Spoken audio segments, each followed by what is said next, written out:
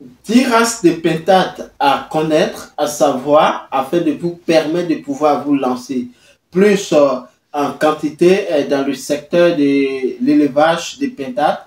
Dans plusieurs vidéos que nous avons partagées sur cette chaîne sur l'élevage des pentates, je vous ai dit que je ferai voilà une vidéo sur les différentes races des pentates afin de pouvoir vous permettre de pouvoir faire mieux votre choix, car dans l'élevage, avant de s'engager, il faut y penser au choix de la race, car c'est avec le choix de la race vous allez atteindre vos objectifs. Si vous allez réussir, oui ou non. Dans cette vidéo particulièrement, qui à mon sens sera faite à deux volets, dans cette première partie, je vais vous partager les 10 races de pentates à connaître impérativement avant de vous lancer dans le secteur de l'élevage des pentates. Il faut avouer qu'il y en a plusieurs races, mais j'ai pris ces top 10 afin de vous permettre de pouvoir vous lancer avec une assurance, avec un meilleur résultat. Ça sera juste après le générique.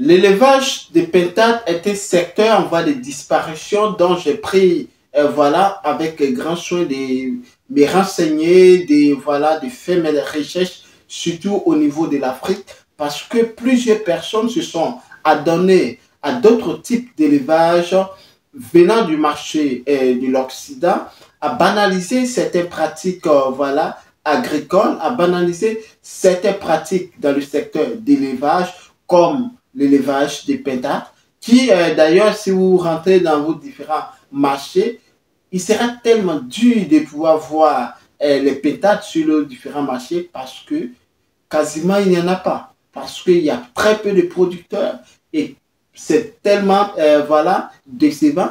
Raison pour laquelle sur cette chaîne Amoureux d'élevage, je vous recommande de regarder cette vidéo jusqu'à la fin parce que je suis sûr que tu as décidé de faire l'élevage des pentates. Donc, dans cette vidéo, je vais vous partager les top 10 pentates que vous devez impérativement savoir avant de faire vos choix de pentates dans l'élevage. Donc, je vais me présenter. Je suis Kwame Ferdinand pour vous qui venez de nous prendre en marche. Et je suis agripreneur. Je suis négociant des matières premières spécialisées dans les cultures pérennes telles que le cacao, le café, les noix de cajou, les palmiers à huile. Je suis également un négociant spécialisé dans les céréales. Sur cette chaîne, nous parlons de business, nous parlons d'investissement, nous parlons d'entrepreneuriat, nous parlons surtout de l'entrepreneuriat agricole. Nous plongeons au cœur des paysans, producteurs de matières premières, afin de montrer leur quotidien, partager leur cri de cœur et opter pour une solution rapide et efficace dans le but de contribuer au développement rural en apportant notre expertise favorable à leur réussite, tout en se servant de mise en relation entre producteurs et acheteurs sur les marchés national et international. Nous mettons également l'accent sur l'éducation entrepreneuriale, christocentrique et sans tabou. Donc, si vous êtes en quête d'informations judicieuses, capitales pour le développement de vos business, soyez donc les bienvenus car cette chaîne est faite pour vous. Tout d'abord, avant de rentrer dans le vif du sujet, je vais donc vous inviter à vous abonner à cette chaîne si ce n'est pas encore fait, à liker nos vidéos, à partager cette chaîne massivement autour de vous afin d'agrandir la communauté. Surtout, n'oubliez pas d'activer la cloche de notification afin d'être informé de toutes nos publications. Comme j'avais dit tantôt à l'intro de cette vidéo, aujourd'hui nous allons parler voilà, des top 10 voilà, races de pentates à connaître impérativement avant de pouvoir faire l'élevage de pentates afin de vous permettre d'avoir la bonne race d'où il vous faut.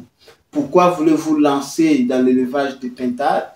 J'ai fait une vidéo d'ailleurs sur l'élevage des canards, comment débuter l'élevage des canards avec ces mêmes directives-là, vous pouvez vous poser ces mêmes questions pour pouvoir faire l'élevage des pintades. Alors, les sélections des races lors d'un élevage est très capital parce que c'est en fonction de la race que nous allons choisir, va nous permettre voilà, de pouvoir comptabiliser nos idéaux, nos objectifs.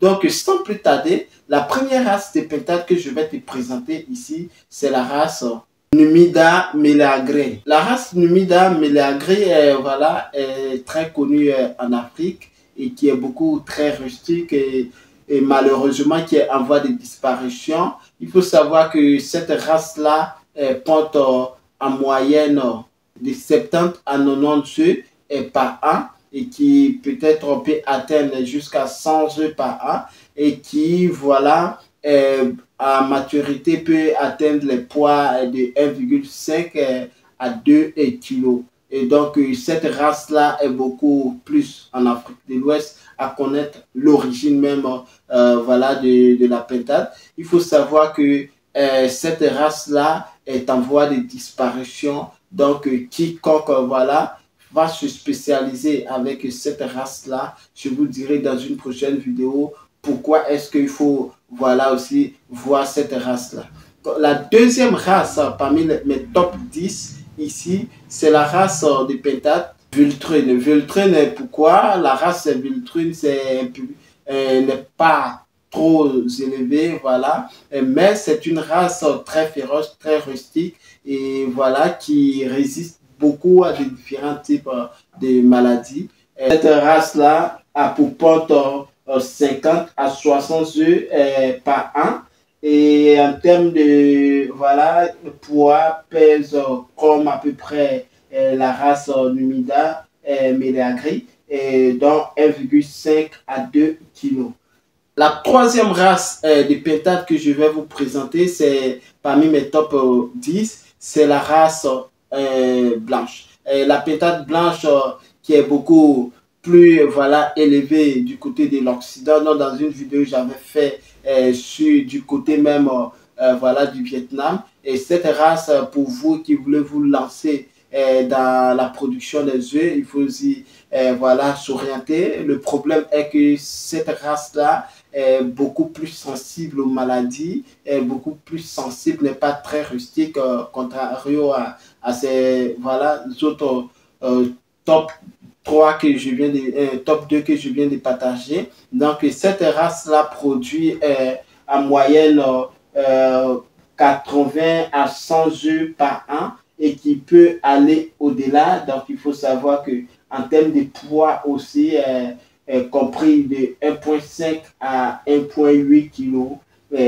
en fonction de la durée de votre élevage.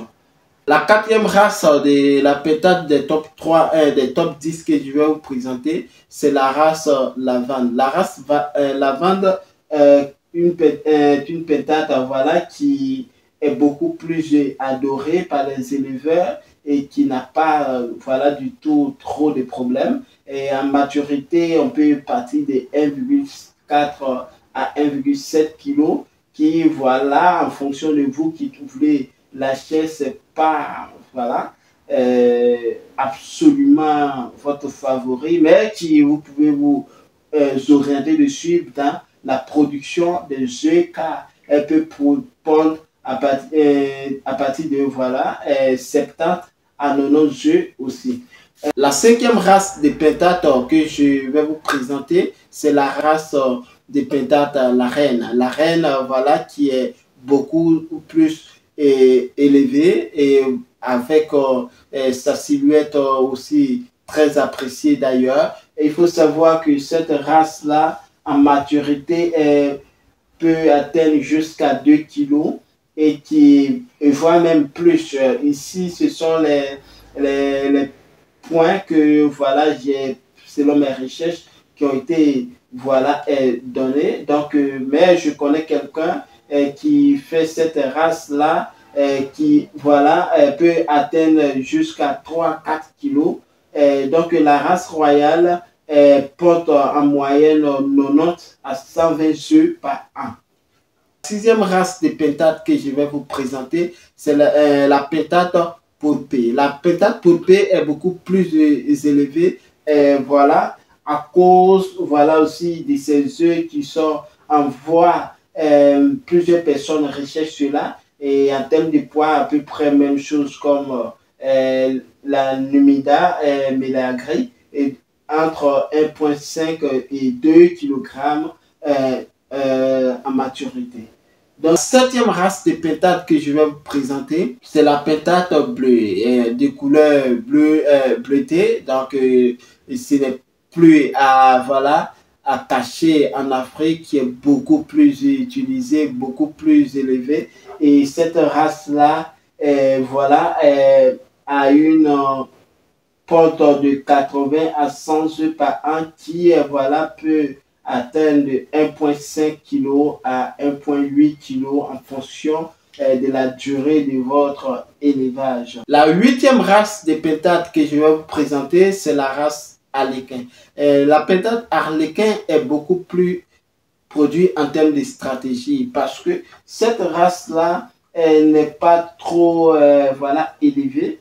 Mais en termes de poids, 1,6 à 2 kg, ce n'est pas mauvais. Et pour les œufs, 70 à 90 œufs, voilà, en moyenne par an. La neuvième race de pentades que je vais vous présenter, c'est la pentade grise. La pentade grise, pourquoi? Parce que cette race-là est beaucoup plus élevée en Afrique de l'Ouest, en passant par la Côte d'Ivoire, par le Ghana et autres. Mais cette race-là aussi ne pond pas aussi pas mal, hein. Et il faut savoir qu'elle pond à partir de 70 à 90 œufs par an, et dont le poids équivalent de 1,5 à 1,7 voire plus.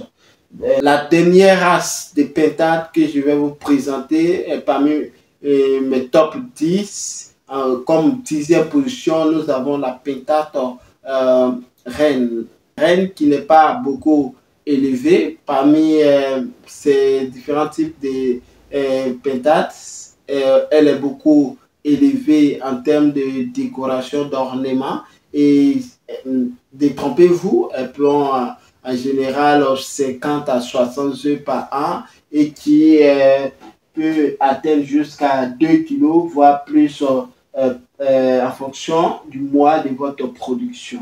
Dans une prochaine vidéo, je vais vous présenter les 3 races de pentades qu'il vous faut impérativement sélectionner si vous voulez vous lancer. En faisant parmi ces top 3 là, cette sélection là, je vous assure que vous êtes à un bon point de démarrage de votre business dans l'élevage des pentades. J'espère que cette vidéo vous a plu. On se donne rendez-vous pour la deuxième partie de cette vidéo pour pouvoir vous donner les 3 types de pentades à préconiser, à prioriser dans votre élevage de pentades. J'espère que vous avez aimé. N'hésitez pas à vous abonner si cette vidéo vous a plu. Activez la cloche de notification afin de recevoir en permanence nos publications. Et surtout, n'oubliez pas de partager cette chaîne massivement autour de vous afin d'agrandir la communauté. Sur ce, prenez soin de vous. À très bientôt. Ameteonu. Ciao.